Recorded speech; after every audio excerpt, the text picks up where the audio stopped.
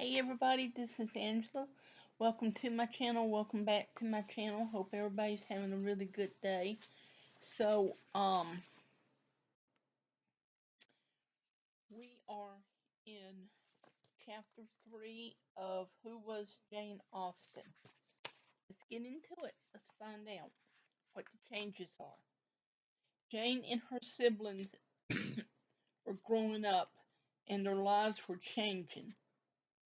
James had become a minister like their father and had married Anne Matthew.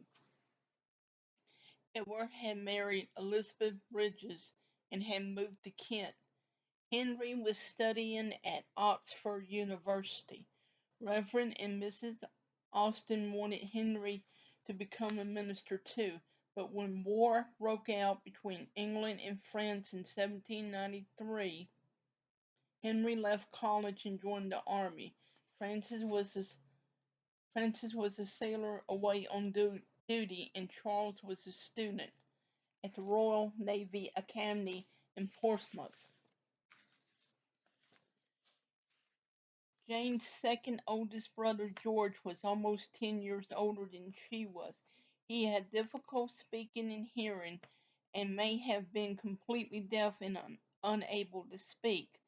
The Austens were not able to give George the care he needed, so he was sent to live with foster parents. Most of Jane's brothers were off doing exciting things, but Jane and her sister were still living in Stepton with their parents. Teenage Jane and Cassandra did the things that young women were expected to do: sew, read, visit friends, and play music.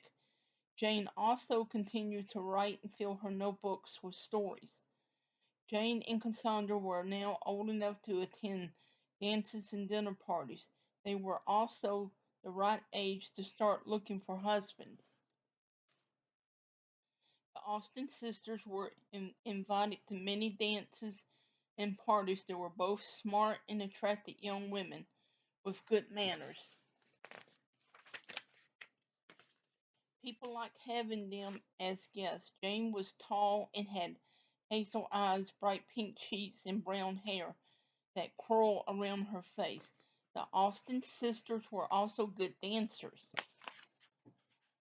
Jane's brother Henry said that Jane was fond of dancing and excelled in it. Her carriage and deportment was quite yet graceful.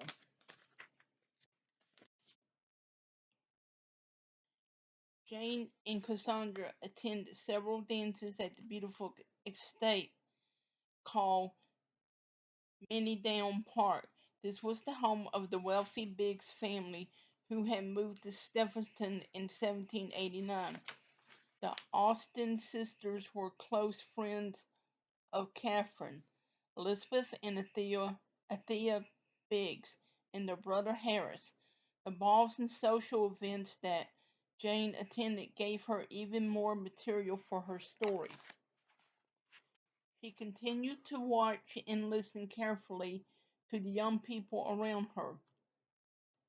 Men and women were supposed to behave in a certain way when they were together. They had to use their best, most formal manners.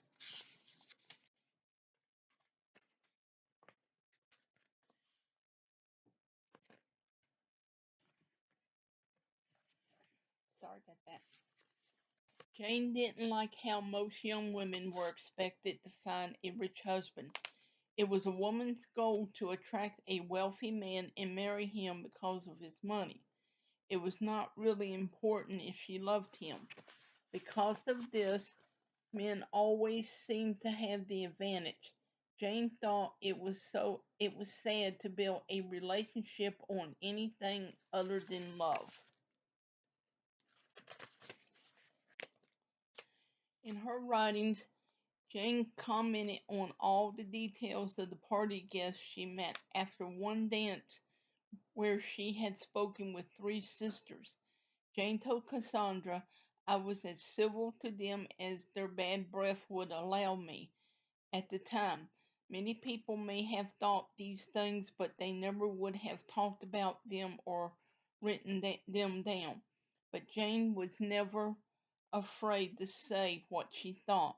Jane continued to write stories based on people she met and the events she attended. The more she wrote, the better she got at it. Her early her early stories were usually made fun of usually made fun of people and was full of exaggeration, silly situation, but as Jane grew up, so did her style of writing. Her new stories were much more realistic.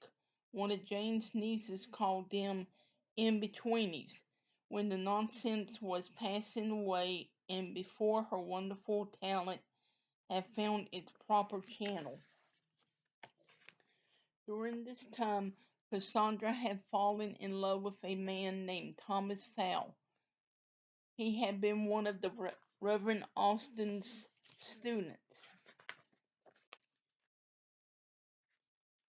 Even though Thomas did not make a lot of money as a minister, the Reverend and Mrs. Austen felt it was it was a good match. Cassandra and Thomas were engaged in the winter of 1792. Thomas had been promised a better job in a wealthier parish as soon as it was available. So Cassandra and Thomas decided to wait to marry until Thomas was able to start his new position. As with everything else, Jane was eager to do whatever Cassandra did, even get engaged. Jane daydreamed a lot about getting married. She even made up marriages for herself and wrote them down, as if they were real, in the parish register at her father's church. Jane gave a few of her imaginary husbands names like Henry, Frederick, Harriet, Fitzwilliam of London, and Edmund Arthur William Monitory of Liverpool. She later decided that her husband should have a name that wasn't so ridiculous. So she changed the names in the registry to, to simply Jack Smith and her own name to James Smith, late Austen.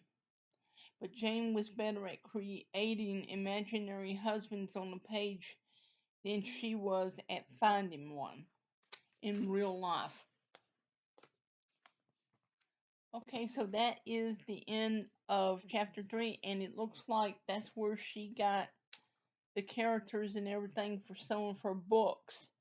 And I think some of the names, like Elizabeth and everything, was in Pride and Prejudice. So I hope you enjoyed that. Please hit like and subscribe to my channel. Please hit the notification bell so you'll know when I come up with a new channel. And I hope to see you in the next one. You all have a good one.